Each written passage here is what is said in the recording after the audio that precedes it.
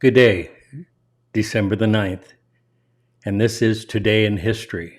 I'm Michael Powell.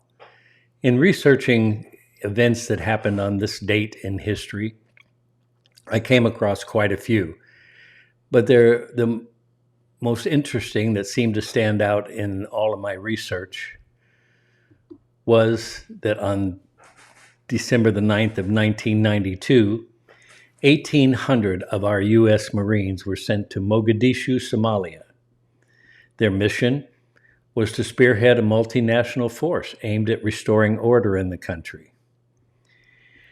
After centuries of colonial rule, Mogadishu became a capital of an independent Somalia about 1960.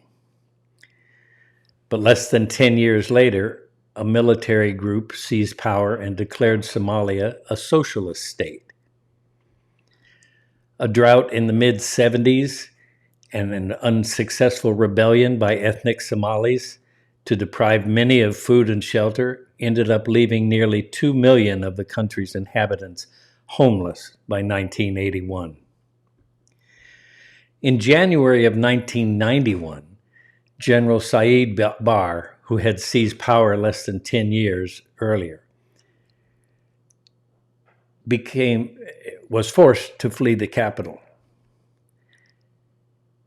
Over the next 23 months, Somalia's civil war killed some 50,000 people. Another 300,000 died of starvation, even as the United Nations peacekeeping forces struggled to restore order and provide relief amid this chaos of war. In early December of '92, outgoing President George H.W. Bush sent the Marines to Mogadishu as part of a mission to restore hope. The aid workers were now able to restore food distribution and other humanitarian aid. But sporadic violence continued, including the murder of 24 UN soldiers from Pakistan in 1993. And as a result of that, the United Nations authorized the arrest of General Mohammed Farah Aid, who was the leader of one of the rebel clans. On October 3rd of 1993, during an attempt to make an arrest, rebels shot down 2 of the U.S. Army's Black Hawk helicopters, killing 18 American soldiers. And then President Bill Clinton immediately gave the order for all American soldiers to withdraw from Somalia. Other Western nations soon followed along with that. When the last UN peacekeepers left in 1995, ending a mission that had cost more than $2 billion, Mogadishu still lacked a functioning government.